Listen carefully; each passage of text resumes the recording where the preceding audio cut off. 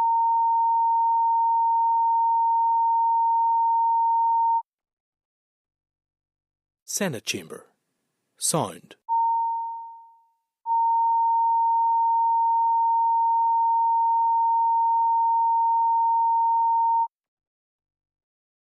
Senate Chamber. Sound.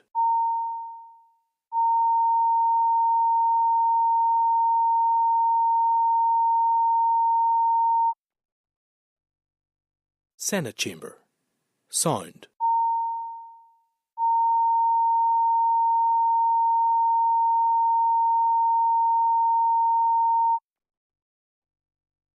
Senate Chamber. Sound.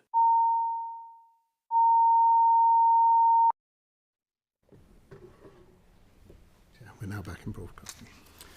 Okay, thank you. We're now resuming at agenda item 6, members, which is a briefing by the British Deaf Association on the Sign Language Bill. Before we begin the briefing session, members, I would want to welcome the engagement thus far with the deaf community at our events on the bill, where the role of the committee and how to engage with us has been outlined. I would take this opportunity to highlight that the last of these sessions takes place tomorrow, Friday, at 11 a.m. in Banbridge Leisure Centre, and I would encourage attendance from as many committee members and members of the public as possible. And I want to once again acknowledge the work of the committee staff in facilitating this very extensive consultation process. So members, the briefing paper is at page 351, and you have also been provided with the following papers: a copy of the bill at page 358, the research paper at page 370, and delegated powers memorandum, which is page 429. So I'd now like to welcome the following representatives to the meeting: Dr. Robert Adam, who is BDA Chair; Magella McAteer, who is BDA Manager here in the North; and Tom Litchie, who is BDA Head of Policy and Research. So, hello all, and Robert, I invite you to make a brief opening statement, please, before we move to questions from members. Thank you. Thank you very much. I might stand for my presentation. Thank you so much. Thank you. My name is Robert Addendums. I am the chair of the British Deaf Association. I am so honoured to be here. It is such a meaningful day.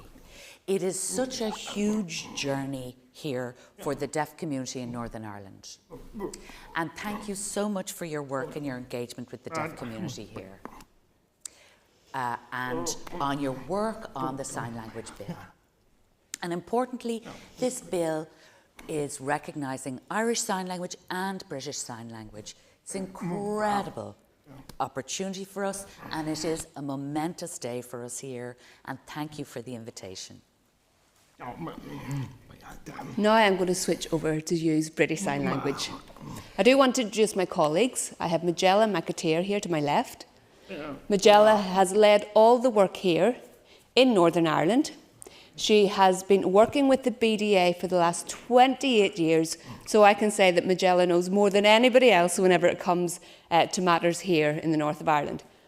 She understands all of the stresses, the celebrations, everything here about the deaf community in Northern Ireland.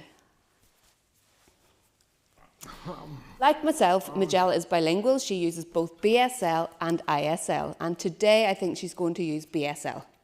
This is also Tom Litchie, and he is our policy and research lead. He is the head of policy and research in the BDA.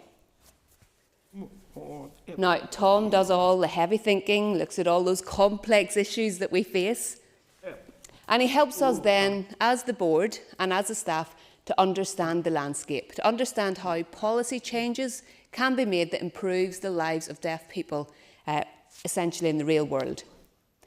I want to share with you what it's like as a deaf person. There's two things that we have in common. One is that we use sign language. And sign languages, whichever sign language that is, are beautiful, expressive language that uses body language, facial expressions, and obviously hand movements as well.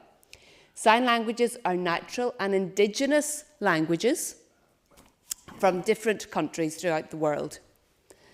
And here we are very, very proud of our languages, both here in BSL and ISL.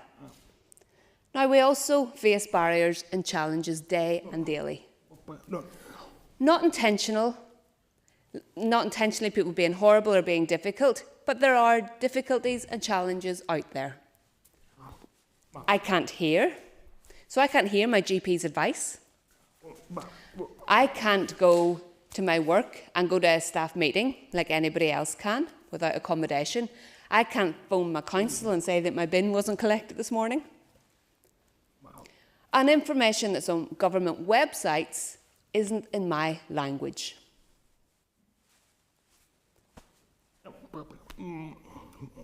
So deaf people are very important members of society. And we're not silent. You might not be able to hear our voice, but that doesn't mean we're silent. Information in society isn't something that we can take for granted like others can. We have to ask, we have to work really hard to make our rights become a reality, to get information in a way that we can digest. But we want more than just mere access. We want respect for our language. We want legal recognition of our language. And we want public bodies, by law, to allow us to communicate with them. But we do also want more than that. We want to contribute to society. We are citizens. We pay our taxes. We have a right to be given the same equality and the same standard of living as others. We want to become politicians like you. We want to become civil servants. We want to become leaders. There's maybe some young deaf people out there watching and they want to get into politics. We want to work with others to create change so that people can achieve their potential and people can live like anybody else. We are passionate over teaching sign language to families of deaf children. That is so important. Language is so key, and language begins in the home. We bring our life experiences as deaf people, and we have the expertise of our life experience. And our vision is that deaf people will be designing and delivering and evaluating this change, and it will be done in conjunction with deaf people. We want to make sure we have rights to opportunities and life experience, and we want to contribute all that we have to the proceedings. Thank you for this opportunity to give this opening statement today. Thank you. Okay, so a couple of questions then from myself, and I'll go to members then, just to remind members that Hansard are in the chamber for this agenda item. So can I ask, are there any aspects of the Irish or the Scottish Sign Language Acts which you would like to see replicated in this bill?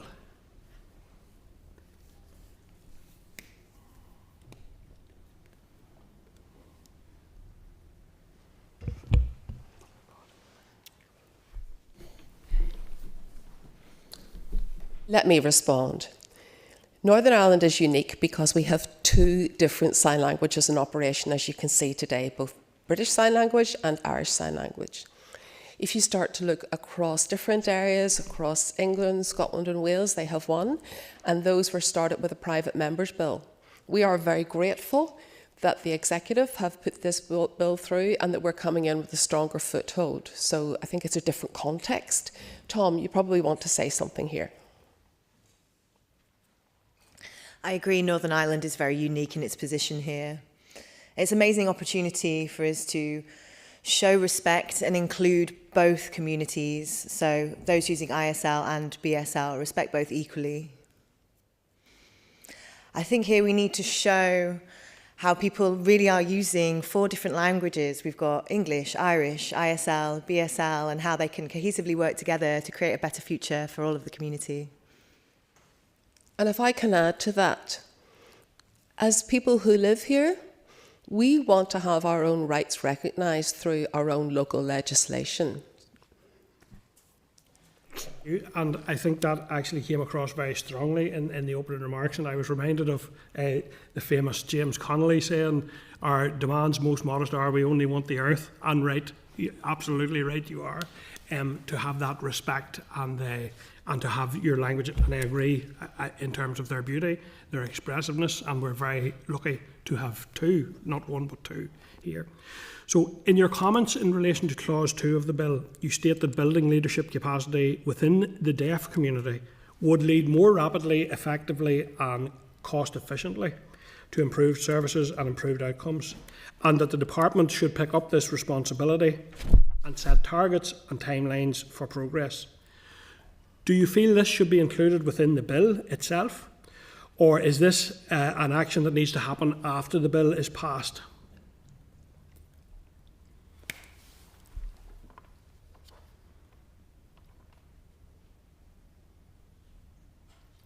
Just thinking about that, I think that if we look at what is happening across the whole community, we need capacity built within the community to deliver on this bill, because as deaf people, we on a daily basis face barriers and restrictions in our life. And we need to get some capacity building to ensure that people know how to create solutions and understand what those solutions would be. And that co-productive approach is what will be needed. So we need that capacity ready to deliver on that. Let me give you an example. You could have a department, the Department for Communities. I was seconded into that for 3 years. That's a lovely model of best practice. You have someone with lived experience working within the department. Also, I gained a lot of experience around how departments work. So I think that is such a beneficial approach. I think we need to respect here the Northern Ireland Civil Services, how the concept will be delivered as envisaged by them. We have this legislation in place. So then 2 points that I'd like to make here. The first point is that I'd like to see a commitment. As Robert said, sign language issues need to be designed, need to be managed, need to be delivered, evaluated by deaf signers. The second point I'd like to raise is we'd like to see a commitment to making this really happen, to have a timeline of maybe a 5 or 4 year period, a pathway to develop capacity in Northern Ireland with the deaf community. And sorry, a third point I'd like to raise, the UN Council on the Rights of Disabled People, within their article, if you look at section 4.3, it states that the national government should be closely collaborating with the representative organisation of the disabled people they're willing to serve. The recent UN Committee on Disabled People made an announcement to clarify the definition of the word representative. They said, the representative organisation means the organisation with members who are majority disabled, staff members of all levels majority disabled, and board members who are majority disabled. So in our case, that means deaf signers, the majority being deaf signers. And of course, one national UK-wide organisation representing disabled people would match this criteria. And in Northern Ireland, this doesn't have to be the BDA. There are other organisations that match the same criteria successfully. But at the end of the day, we need to respect these criteria, and I'd really like to show the involvement of this specific definition within any agreement made. And as a follow-up point, just recently there was a briefing from the Department for Communities on the 11th of April, I believe. And in there it's talked about the Sign Language Partnership Group, which is a really fantastic resource because it does have not only deaf people on that, but representatives from a range of government departments sitting in that group. And their task is to review this and to actually increase their membership and to include more deaf people in that to ensure that we go through smoothly and effectively this whole pathway and journey towards getting the necessary legislation in place. Yourselves are an example of creating legislation. So in the past, people had good heart and good intention, but they didn't achieve their means. Around 15 years ago, UK Parliament passed legislation to support the development of a telephone relay service. So a system to support deaf people to make phone calls. At that time, it was called Type Talk. So that was created through a parliamentary act. And back then, when it was launched, it was a fantastic initiative. I remember the first time that I used this to make a telephone call, and I thought, finally, deaf people have access to the phone. You had that huge piece of tech that you laid your phone handle on top, and then you got through to the operator. I think the operators were based in Liverpool, and they would speak on your behalf, a hearing person. So the operator would take the phone call for you and type the information back to me. It was fantastic. I loved it. And then years later, as technology was improving and evolving, we had the internet come along, and mobile phones were dispersed, and Type Talk was actually incompatible with mobile phones. It was fixed telephony due to the Act. The rules were completely set in stone. Those people managing the delivery of these telephony services and evaluated them were all hearing. They didn't use sign language. They didn't rely on the service that they were evaluating. Therefore, their motivations were different with regard to evolution and technological changes. So for that reason, the whole system became an issue. So if you put down the concept of deaf leadership within your planning, deaf management, it means that with technological and societal changes, deliveries can evolve alongside them more quickly, more cost effectively. Thank you. And the final one from me then, before I go to members' questions, is around Clause 5. And you have stated that there needs to be greater clarity around the definition of at least one person or group appearing to the department to be acting on behalf of the deaf community. As you point out, this could be open to interpretation. Do you feel that one group is framed as too few? And if so, what would be a better number? Or indeed, how do you think that should be defined or framed to be effective? Are you happy for me to respond to that one? What I would say is one person may only give you one perspective. This is complicated how it gets translated into real life, isn't it? You could also have an individual who actually isn't part of the mainstream deaf community, who is also deaf, uses sign language, but they won't have a voice because that person won't know them. And so we need to be open to having adaptations depending on the experiences of a whole range of people out there across the whole of the deaf community. And we need to be able to be representative of the whole community. So I think this is a difficult one to negotiate, but there needs to be some clarity so that there's representation for everyone. And I think everyone needs to have a voice. Every deaf individual needs to have a voice somehow. We need some kind of mechanism. If somebody, for example, in their local area wants access to a museum, not everybody would know about that. So how do we clarify this? How do we get the mechanisms in place?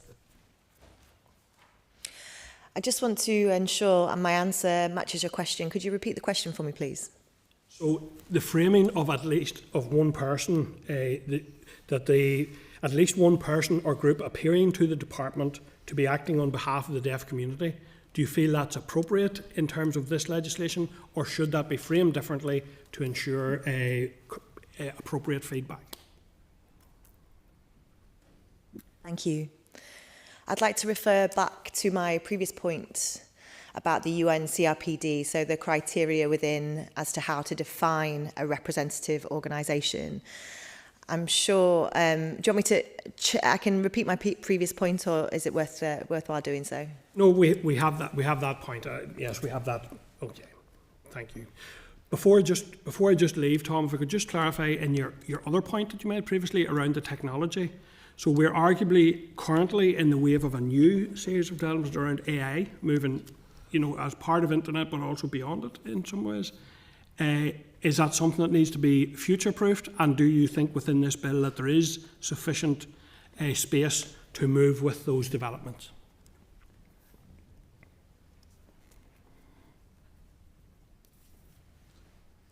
You're absolutely right to ask so. The BDA have done a lot of work on BSL AI, so sign language AI.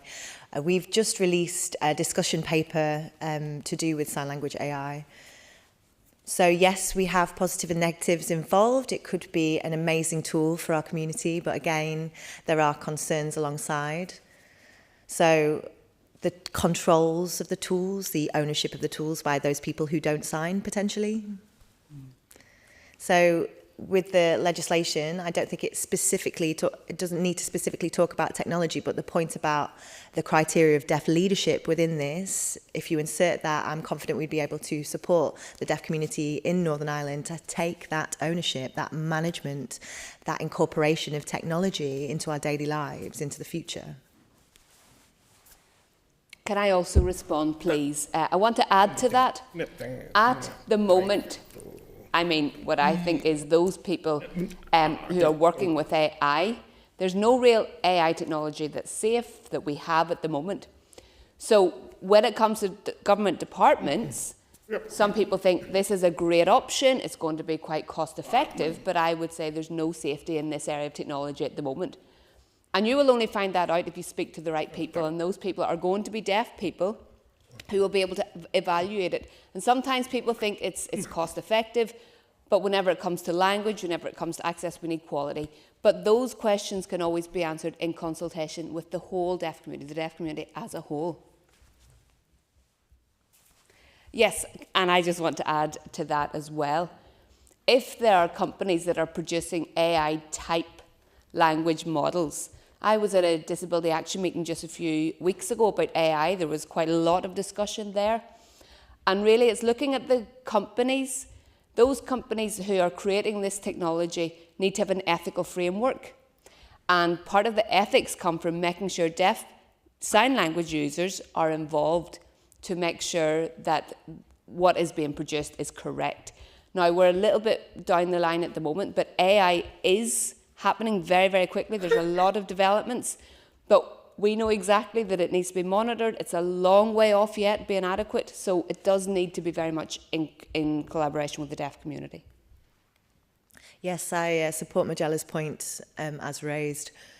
So the deaf community, we have an interesting relationship with technology. So on one hand, we have a history of technology being forced upon us, run by non-sign language peoples. The concept of how deaf people should behave using technology that's forced upon us. And then on the other hand, we have the deaf community. There was some research about how quick we are to adopt new technology, to adopt things like subtitles, like type talk, like the texting mechanisms within mobile phones. The deaf community love to embrace new technology when it's under our control, when it matches what we need. Thank you. So I'm now going to go to members of the committee, and I'm starting with Kelly and then coming to Morris. Kelly, go ahead, please. Thank you. Thank you for coming to committee today. I was very interested when you said you want your rights to become a reality. So my question then is about clause 3 of the bill. How do you feel about the inclusion that affordability is one of the deciding factors whether or not sign language would be used, and should that be removed?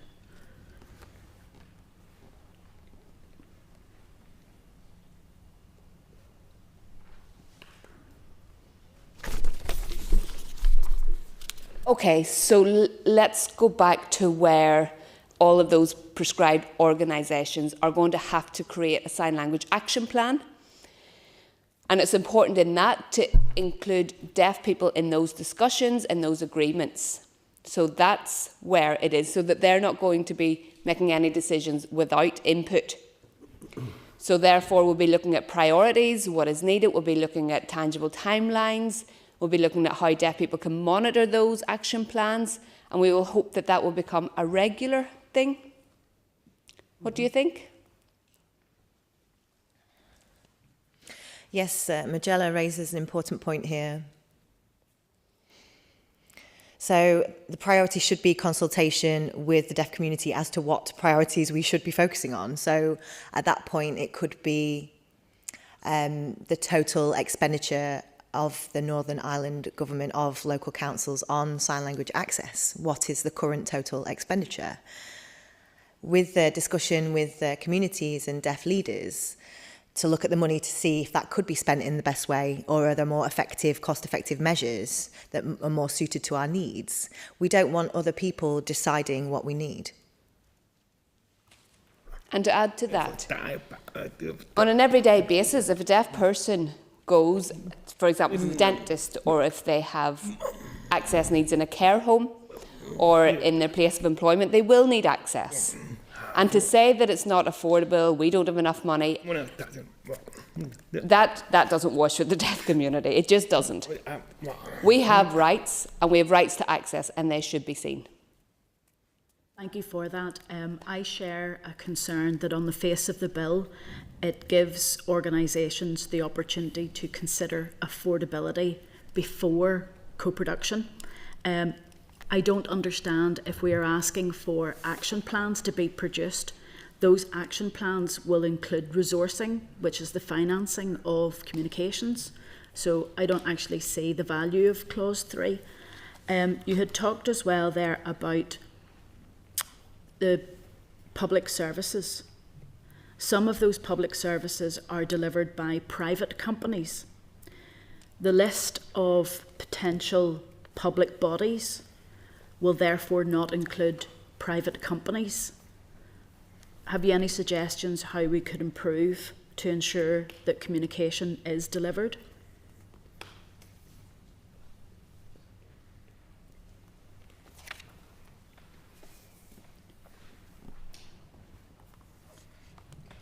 So we can provide various examples from around the world of interpreter provision. So Robert Adam may know more about this. In Scandinavia, thank you, they have a specific number of hours for interpreting every year. So a deaf person can go use some of their hourly allowance for anything they please. In Australia, they have a different system supporting the deaf community to have involvement, for example, in local sports clubs, or they can have interpreter provision for a school appointment for their child, or maybe for a job interview. There are many different examples around the world of interpreter provision. We've had discussions as to what specifically would match the needs of the Northern Ireland and deaf services. That would need to be further explored. I do want to respond to your point. If a public body then commissions a private company to carry out a service, obviously then what we will see is the public body really has that responsibility still. The responsibility lies with them to make sure that the service they're commissioning is accessible, whether that private company can or cannot afford it. Surely we expect then that the public body would still have that ownership of responsibility to provide access. It might therefore be worthwhile on the face of the legislation, as well as public bodies, it is any organisation that is delivering services for that public body to be included. Yeah, okay. The last question. Absolutely, just to agree with that, yes. The last question I have, part of the bill talks about provision of support for deaf children's family and carers and guardians, but it's completely silent on deaf schools. Do you think that we should be incorporating an element of support, given that this bill, this law, recognises sign language as a language and a culture, but it's silent on education in sign language?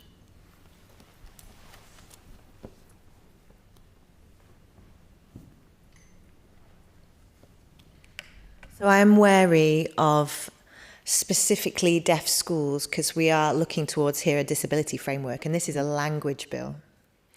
I am supportive of including support for signing schools, sign language medium education methods that could be open to both deaf and coder children, and those children who prefer education through sign language could be an option. I would just add in there that schools nowadays quite often are bringing in classroom assistants who are actually deaf themselves, so that within a mainstream setting a deaf child has that level of support in the school. So schools in general, there's a lot of work to be done, but in saying that, access is improving a bit. We've a long way to go, and there's a legacy issue here. However, if we looked at the prescribed organisations on that list, surely the Department of Education should have an obligation to do that in terms of looking at their services on a daily basis, because they're frontline. I think it might take a long time to work on some of these issues, but it does need addressed. One of the biggest issues for the deaf community historically has been education, early years. So the BDA was set up 135 years ago by a group of deaf people concerned about deaf education. And for many, many years, the concerns still remain. So I agree. Thank you for raising this imperative issue, and to have that inputted into the bill would be advantageous. Yeah. And if I could also add that, the BDA was established by an Irish man. It's a very important point that I put that on your records. It's crucial to say that. Just to come back to something Magella was referring to, we have school classroom assistants who can sign coming in, but we would really like to see deaf qualified teachers within the school system. That's what we really need to aim for. And if we're looking at a legislation and what's going to happen within that, spoken languages, if you're looking at legislation, there's vitality of the language and promotion of the language so that the language community itself can thrive, and therefore it becomes a subject that people want to learn. So it's the vitality of the language itself. At the minute, sign language hasn't been included within the education system. Perhaps you could do something here in Northern Ireland that is totally unique by putting this within the legislation to ensure that sign language becomes part of the education system. It would be just wonderful to see that happening here in Northern Ireland. You could put yourselves on the world map as a world leader in deaf education if you do something really unique here. Just to follow up on Robert's comment, you mentioned the word promote. The Act, or the bill as it currently stands, does not define how it will be promoted. It says what it could do, but it doesn't define what that promote means. Would you like us to define that in legislation?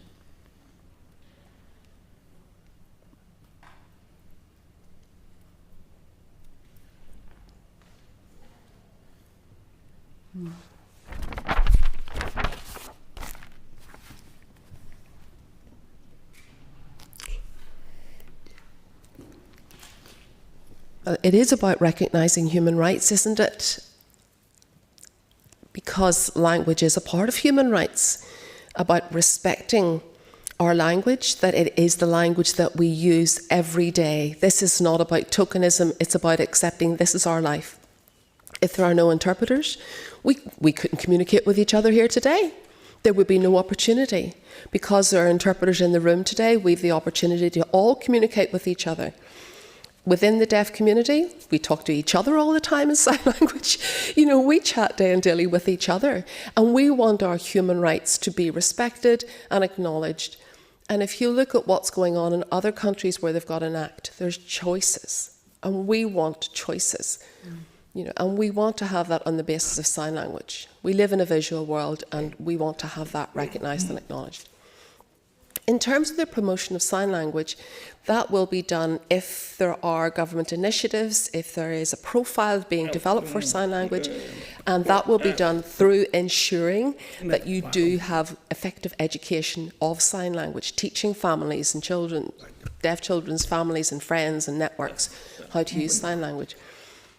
For example, a lot of you will know Rose, who was in Strictly Come Dancing. She's become a really important figure out there for us because her profile is so high across the national stage. We can see what's going on. Even the sign for thank you is now coming out and about. Our chair used it earlier on this morning. I really appreciate that. That wouldn't have happened 5-10 years ago. That's what promotion of sign language is, that it is out there in society, it is visible, it is being seen, and you are providing the framework and the structure for that to happen. So it's all of us working together on this matter. Magella's just saying, if you go on to Google and you put in Strictly Come Dancing when Rose won her award, within 3 days, Google had more than 200,000 people, 200,000 people looking for sign language classes because it was all connected. You could go through the metrics and see how many people were trying to learn sign language as a result of what Rose did in Strictly. Thank you for picking up on the term promotion. I think that's crucial. Our language isn't just a communication tool, it's a fully fledged language that has its own culture, its own history and heritage. So it's probably better to give this part of the action plan in collaboration with deaf-led organisations, those who can really break down what can be done to promote the language and what deaf people would like to see. One thing that I've noticed with regard to a gap, so we garnered feedback from parents of deaf children who were interested in learning sign language in order to communicate with their new babies. And sometimes when they meet teachers of the deaf or audiologists, the feedback they receive is extremely negative with regard to their opinions on sign language. So in Great Britain, it's a potential breach of the Equality Act 2010. But I know this doesn't apply to Northern Ireland, so possibly there is a legislative gap that we've identified here. So what would happen if a family received this negative opinion from professionals with regard to sign language, those who are working closely with the early years services? What are the possible implications and what can we do to improve these sorts of situations? Thank you. Going to Morris then. Thank you. Thank you, Chair, and thank you very much for your presentation here this morning. Communication difficulties that you have outlined here are something that people like me take for granted. We don't experience them. So how big a disadvantage do you think the deaf community experience when trying to seek employment, etc.? And I read here in the papers that you may have to register as disabled to access communication services. How much of a disadvantage can that be? And do you think this bill will go a long way to address the communication problems?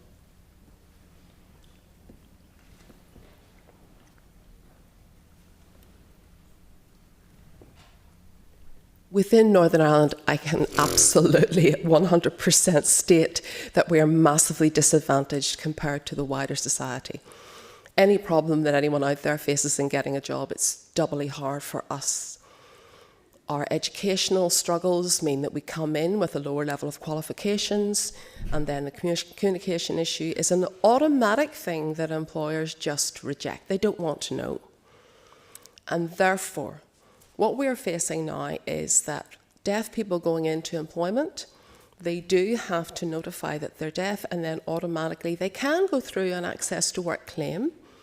And that does mean that they can go through an assessment, and then that will be, some people are aware of that, but there are other employers who, the amount of access work that you get really depends where you work. For some charities, you'll get it automatically. For some large-scale employers, they expect the employers to contribute to that. So I have an access to work support, and that gives me 16 hours per week of interpreter support for meetings and the whole range of other tasks that an interpreter can do with me. Anything to add to that, Tom? So deaf people certainly experience many barriers in their jobs and their careers, and it's to do with the system itself. So obtaining the qualifications, being able to access informal networking, taking on voluntary opportunities and apprenticeships can be extremely difficult for us. The national model, having one deaf person within a non-signing work placement, again creates other issues with regard to microaggressions within the workplace. So if you bring in an interpreter to the workplace, that's fine. They've got formal they've got formal working hours, but then during lunch break, during afternoon and morning breaks, they're missing out on information. And obviously for this interpreter to work these long hours can be quite draining. So I would say it's imperative for signers to work together in the same workplace. I'm not saying deaf people only, I'm saying hearing people as well. A signing environment where we share the same language and we can support each other within the professional workplace. Also, to respond to that, it is especially difficult for deaf people who are not in high professional jobs. I don't know a better way to word that, but if a person works maybe in manual labour, factory work, a shop, they will never get access to work. And they need to be able to try and get that access to work, try to book interpreters. But it's a lot of admin for somebody like that to have to deal with if they even get access to work in the first place. Like Tom is saying there, all of that incidental conversation, chit-chat, which is so important, that isn't there. Maybe health and safety information. A lot of really key information isn't being picked up because deaf people are in the workplace very much limited by their access to work, and therefore as a result of that they're missing out on a lot. There's people who work in Amazon, in the gig economy. There's a lot of people who feel very much those challenges and those difficulties in the workplace. It is a massive problem for us. Robert rightly mentioned, with regard to deaf people's careers. So to even obtain a job, to be able to have the skills in order for them to operate within the workplace, to get their first promotion, especially high-level jobs, there are definitely huge barriers there. Yeah, I find this an absolutely fascinating presentation, perhaps one of the most enjoyable ones that I have witnessed on this committee. I'm a firm believer that success only comes when you bring people with you. If you do things to people or do things for people, it seldom garners support or success. Therefore, it's important that sign language users are engaged and included on any aspect, should that be legislation or technology advances, and I encourage you to keep being engaged. One final question, Chair. I would be keen to see sign language taught at school to everyone, and especially primary schools, because children have the ability to learn quicker and be more acceptable to new things than we adults. So can I ask you, what are your thoughts on sign language being taught as part of the curriculum to all children, irrespective of whether they're a sign language user or not? If I could respond, that's a very interesting topical question. I work in Heriot Watt University in Edinburgh. I train interpreters, I teach deaf studies, and I do a lot of research as well. And that is a question I will ask students. I will say to my interpreting students, why did you get into sign language and why do you want to be an interpreter? And they say, well, maybe I went to school with a deaf person, I learned some sign language when I was at school. So there you can see that embedding that with school children, embedding the language, the experiences, does have lasting effects, and it can then contribute to the deaf and the interpreting economy, and obviously then wider society. So these are professional jobs, and I do believe that teaching children language in schools, specifically sign language, BSL and ISL, can massively increase opportunity. Absolutely, I want to agree with that. There's Craighead Primary School here in Belfast. They have about 15 deaf children in their unit there, the deaf unit. And the headmaster is extremely committed and brings a tutor into the school 1 or 2 days a week to teach the hearing students sign language, which makes the whole environment inclusive, means those deaf and hearing children can communicate at ease. And that's a fantastic model, I do believe, because deaf children feel respected, they feel empowered, and then we're looking at increasing interpreter capacity in the future. Recently, we've been looking at the GCSE BSL in England, and what we hope is to see that, and then that will roll over to here as well. There are plans in the pipeline, we just need to make sure they happen.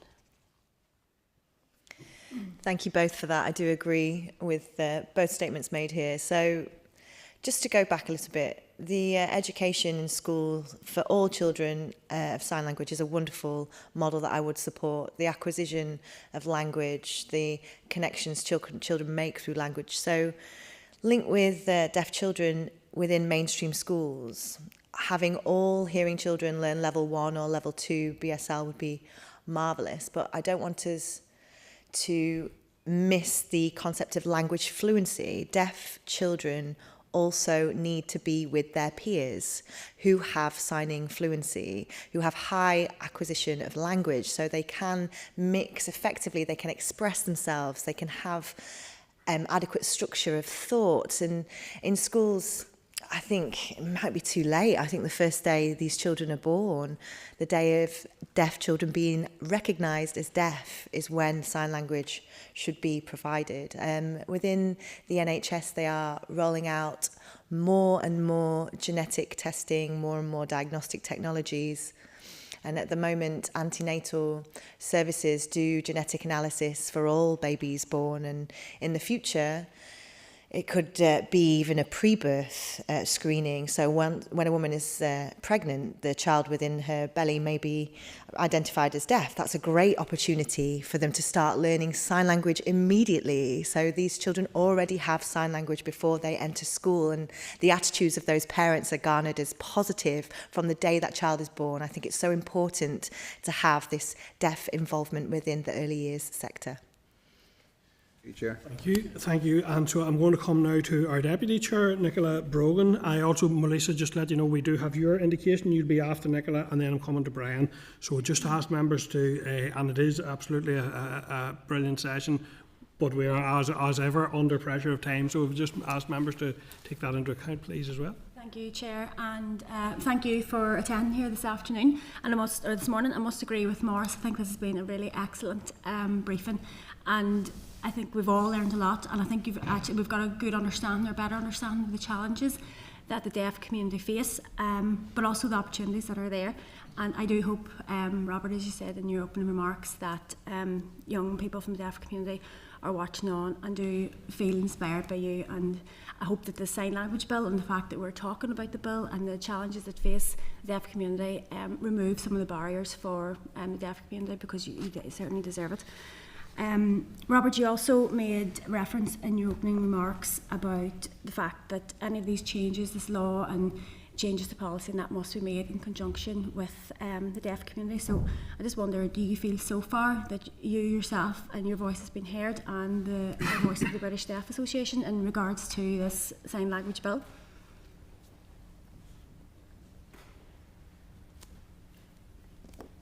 I think Majella is probably best placed to respond to that, because she is based here in Northern Ireland. We had the framework, this is separate to this, but that started back in 2004. It was whenever sign language was officially recognised. But obviously at that point, it was just recognition. And we wanted more than just a mere recognition that our language exists, essentially. Deaf Answers was then commissioned to create a roadmap to find evidence and feedback from the deaf community, from professionals, from a number of people, to see what we wanted set up. And that's where the idea of sign language legislation came up.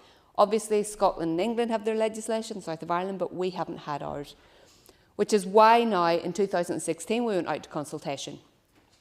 At that consultation, a lot of people were involved, and that was the first time ever where Facebook was used, and the BDA in conjunction did that with DFC. What was Decal then, I think? But anyway, Decal. And we created, we had 360 videos from the deaf community who told us what they wanted. And that's very strong evidence. And that journey has been ongoing. The Sign Language Partnership Group is also there. Now, we understand that with different reasons that this has stalled along the way in the last 10 years. But now we're seeing it moving, and it's great to be here in this position. That's really good, and I'm glad then that you feel that you have been able to be part of the production of this here in that case, even though it has taken some time. At least we're on the right tracks now. In regards to the bill, I just want to ask about clause 5. I know we've talked again about the consultation part and about the department liaising with other groups, but there's another part in clause 5 that mentions the department and prescribed organisations to have regard to the guidance when providing information and services. Do you think that have regard is strong enough, or should departments and prescribed organisations be compelled to follow the guidance essentially?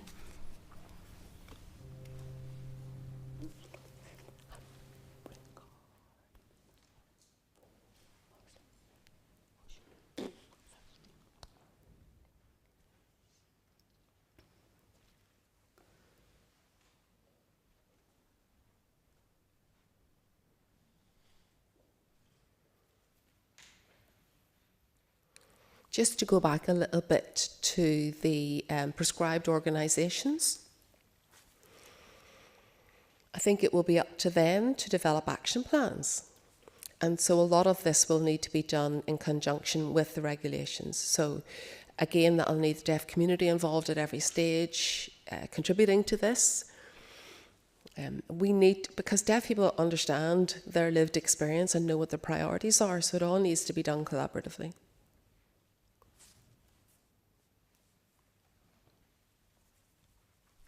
So I would agree with your point raised here. So the word regards potentially is not strong enough. I'm not standing to guess which strong word should be used. I respect your experience, and I respect the advice from civil servants with regard to any matters such as this. But the history of governments across the UK consulting, getting feedback, and then ignoring it becoming a tokenistic exercise has happened. So I understand the concerns you've raised there. I would agree with that, and I think it's something we need to be mindful of and careful of. But I do want to thank you again for attending here today. I think it's been really, really worthwhile and very powerful, so thank you. Thank you, Chair. Thank you, Deputy Chair. And Melissa, we're coming to Melissa, who is on Zoom with us today. Go ahead, Melissa, please. Thank you. You're all very welcome here today. It's nice meeting with you again. Agus Gahaira, Michelle, or Magella, well, Michelle, Strabane. I met with you in Strabane, Magella, when you were there with the consultation that we had. You did indeed meet. It's nice to see you again. Yeah.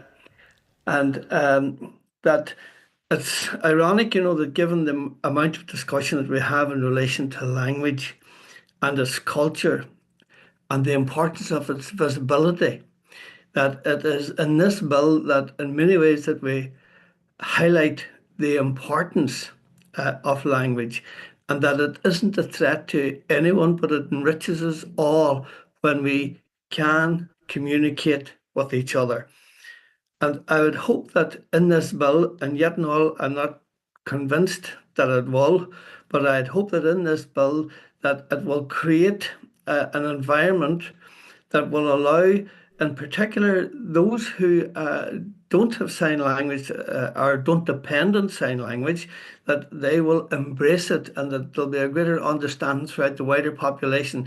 And in fact, the recommendation that Morris made there, I thought that was excellent as well, that it should be included in the curriculum within schools and so on.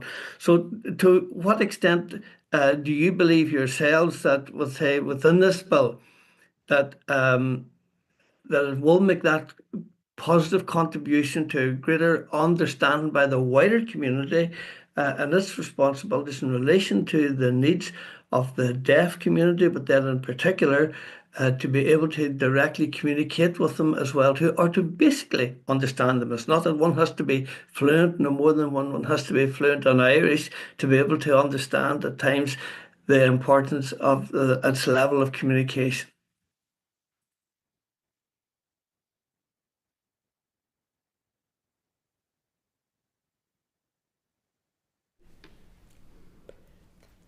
Well, I think in terms of best practice guidelines, we need to look at what's happening across all the public bodies. And of course, there will be strategy involved in all this in terms of how this will be launched, the commitments that will be there, how to ensure that the presence of the bill is across. I believe once it actually goes live, you'll be surprised on the day to see what happens. There will be a crowd of deaf people outside on the hill cheering. There will be a lot of people. This will be very visible. You know, it'll be a massive event for us to celebrate, to feel that we've actually achieved something in Northern Ireland. I think we're coming back to this word we've discussed already. It's about promotion.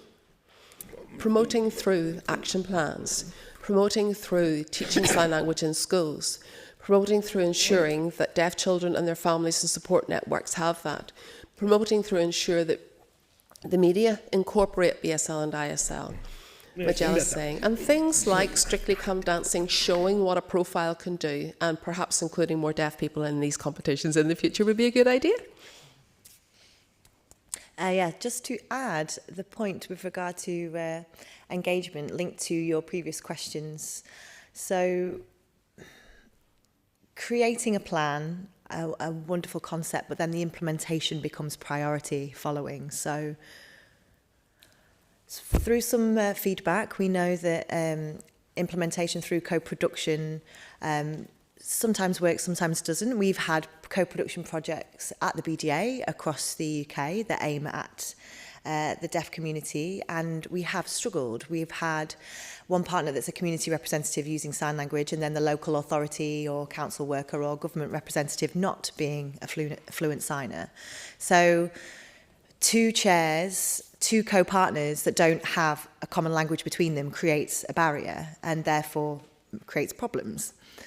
And then on the other side of the project, we have time spent educating non-signing people. So the project fails to move on because we have these education pieces that need to be done first. In Welsh Government, they're currently doing a co-production project called the BSL Stakeholder Group, which is deaf person-led. I am the chair myself with a civil servant representative from Wales. He himself is a fluent signer and deaf. And wow, I must say, for the first time in my life, a co-production project is working exceptionally well, moving quickly and effectively and achieving its aims. And that's certainly one element that you could aim to achieve, and then aim for, so with respect, more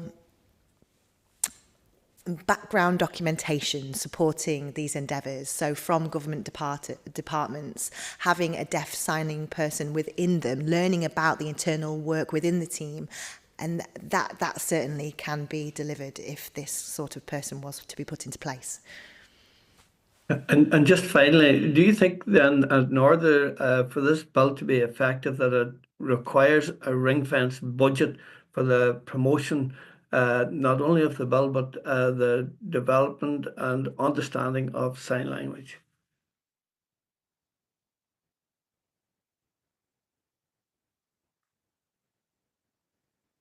Majella said, I don't know how your government budgets work, but we certainly welcome the opportunity to have the deaf community, deaf professionals have more involvement in the economic process. So making spending decisions, having assessments of the best and most effective use of money. Yes, I think a framework upon this would be fantastic. Majella's saying, to be honest, there needs to be an investment in, as we've talked about, deaf leadership. That capacity building will require funding, and there are many developments. So family signing at home in Northern Ireland has been one of the best projects ever. It's been running for over 10 years now, and that includes, you can have accredited routes for parents of deaf children from level 1 up to level 6, that they are learning sign language. That's being delivered by another organisation. BDA are delivering this 10 to 20 week programme. This is sign language in the family environment, in their own home. We had a deaf child recently was being taxied to school, and they brought the taxi driver into the family at home sign language session so that the taxi driver could communicate with the deaf child. This is an investment that works. That's realistic. Rob was just saying, life isn't free. When you're going to develop these things, then you've got to put aside money to pay for them. And Majella's saying, I think we've really potential to be world leaders here if we can invest this, put the right kind of investment in place. I must mention, sorry, let me go back. We at the BDA have commissioned academic research from a think tank called RAND, R-A-N-D, who are extremely informed on matters of economy, and they've created a huge economic model on how sign language can be beneficial to the economy and what the implications are of making changes in expenditure in different areas linked to sign language. The work is not yet finished, but we are extremely excited about its results. It should be released later this year, and we're very happy to show these results to you. Thank you so much. Thank you, Melissa. And it's a point really well made on the resource. I have to say my interest in sign actually predates even becoming an MLA. 3 times I tried to apply to courses in my local college to learn it, and on all of those 3 occasions it was already oversubscribed, which tells me that demand was already outstripping supply at that time. And we certainly hope as a result of this bill that demand will grow as a result of expectation, rightly growing. So I haven't been able to get back to that since I became an MLA, but it's still on my to-do list, and I fully, and it's in terms of the expressiveness of the language and the beauty of it is what attracts me to it, I have to say. So Brian, please. Thank you, Chair, and thank you all for your attendance today. This has been very informative and educational for me, and I think all of us. I want to ask Tom, you said earlier about a gap in equality legislation for children of a deaf child. Can you explain that again? I mean, there is, under Clause 2, it talks about provision of classes for deaf children and their close families. Will that address that gap, or can you clarify if you think something else will be missing?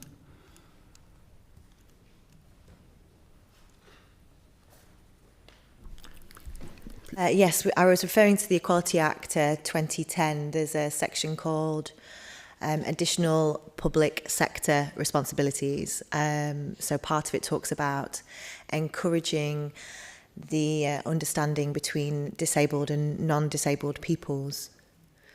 So if a professional working in the local authority or within NHS services, within their professional capacity, says critical statements about sign language. So, for example, parents have been told that, oh, the doctor said if your child learns sign language, it will never learn to speak, which in itself is completely incorrect.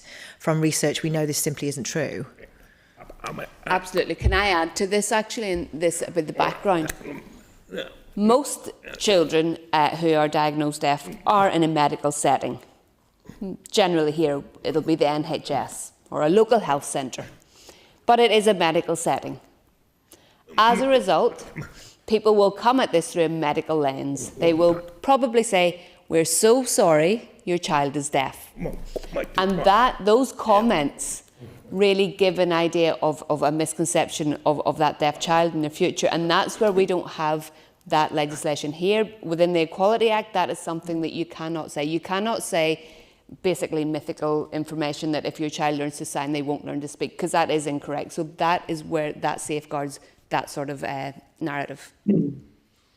So there's 2 elements here of misconception. So the criticism of sign language generally, parents now raise complaints due to the Equality Act over discrimination against sign language. So here, and also hearing and deaf segregation. And another issue, which isn't really linked to the Equality Act, but we have a lot of new research emerging showing that deaf babies who learn sign language early, actually this supports their speech skills later. Therefore, there is no reason to exclude sign language from their initial language development. This fear over speech, actually, it's the opposite. Sign language supports speech. There's a myriad of evidence backing this up. Okay. So I think you're saying that there should not be any suggestion or recommendation against the learning of sign language. Is that right? Yes, thank you. Taking me back to my initial point, I apologise for going off a little bit there. Yes. So it's about the embedded criticism of sign language. So how do we protect our language? How do we protect our deaf people and deaf children? How do we protect our hearing parents from these attitudes, these negative attitudes towards deafness and sign language? And I think the public generally are very positive. So if we look at those staff working in the NHS and in early years, they're really positive people, but actual frontline lived experience of parents, those trying to learn, those trying to understand what's the best option for their deaf baby, I think we know from their direct voices there are implicit issues here. So it doesn't seem that the legislation covers these inherent issues within the early diagnosis of deaf children. Yes, and it really comes down to informed choice. Sign language should be one of those choices that parents are given when their baby is diagnosed as deaf. That should be information that is provided at the point of diagnosis. Within the framework, and hopefully within our legislation, then there will be an early years pathway that is developed after the legislation. So there will be the hope that that will be included there. One way of potentially revising this element could be to add a line to say, those professionals working within government and local authorities have accountability to be fair, to be supportive of all languages. And just, I suppose, to summarise, I have met so many deaf people who said, oh, I wish I'd learnt sign language when I was smaller. I wish my parents knew sign language. The problem was they never met a person that was fortunate enough to give them that opportunity. So that's really a summary of that. Okay. So we call this language deprivation. So for a hearing child, language deprivation is exceptionally rare. It almost never happens, but for a deaf child, it's extremely common. Language deprivation is real. And this is due to the systemic focus on the teaching of spoken language and withholding sign language until the child then fails to speak and then offering it as a last-minute addition. But it's the consequences of accepting failure to give sign language to these deaf children. You don't want these parents to feel that they failed. They're only human. It's the wrong sort of intention. It shouldn't be like that. All deaf children should be able to be given all tools of language, to be able to read, to be able to write, to be able to speak, to be able to sign. Give deaf children everything. Okay, thank you. I have one other question, Madam Chair. In clause 5.3, it says when the department is issuing guidance, this was referred to earlier, the department must consult with each of the prescribed organisations, but only be at least one person or one group appearing to the department to be acting on behalf of the deaf community. This seems poor wording. Can you tell us about how the deaf community is organised in Northern Ireland? Should prescribed groups will be listed? Should deaf community groups be listed there? Or is it a complicated picture, or is there a fairly representative structure? Is it yourself? Is it BDA? Or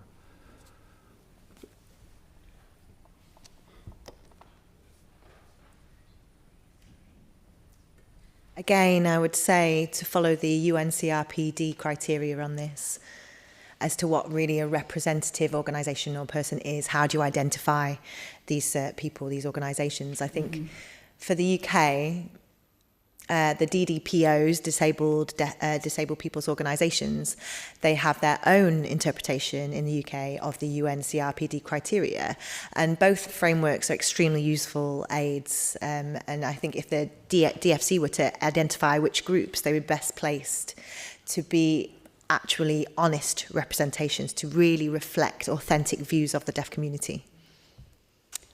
Can I add the Sign Language Partnership Group? There are many, many deaf organisations represented there and many, many deaf individuals represented there.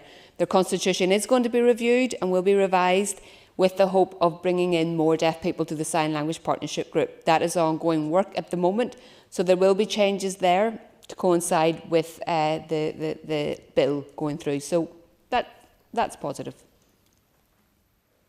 okay, thank you. Thank you, Brian. And if I could just to flag up that officials, we will follow up with Craig Primary School just to ensure that engagement is offered there. So that to flag that. The other thing I want to briefly, if I could, touch upon is the inclusion of what are known as Henry VIII powers within the bill, and there are certainly that will allow the department to make regulations and will provide the department with some flexibility to do that.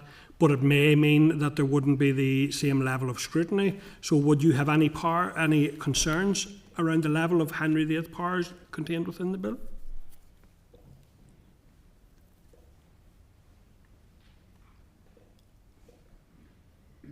I can understand that there are concerns around this. However, I would say the Department for Communities are very well known within Northern Ireland to the local deaf community.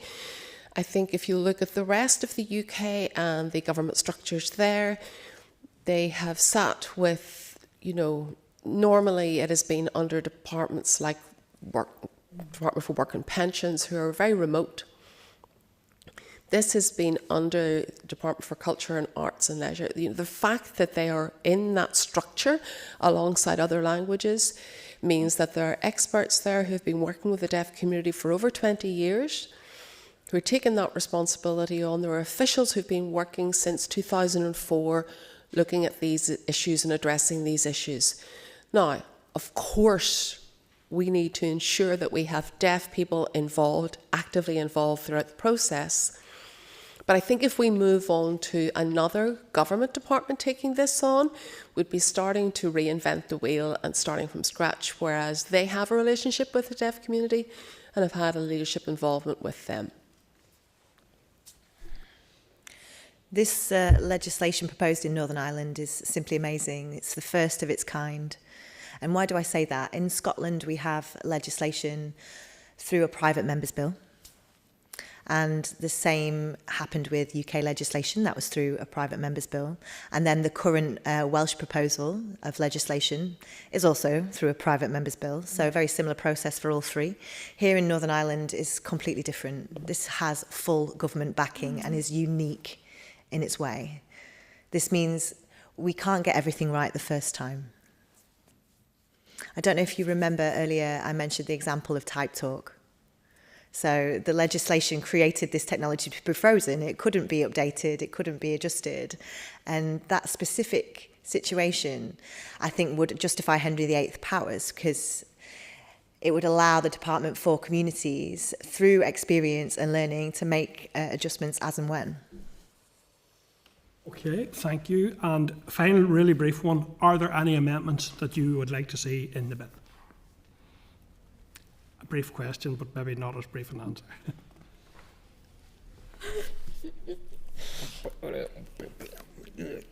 We would be delighted to see something about the education of deaf children to ensure that language acquisition is ensured for deaf children. That is what could really make the biggest impact on the deaf community in Northern Ireland and wider society in Northern Ireland for both BSL and ISL.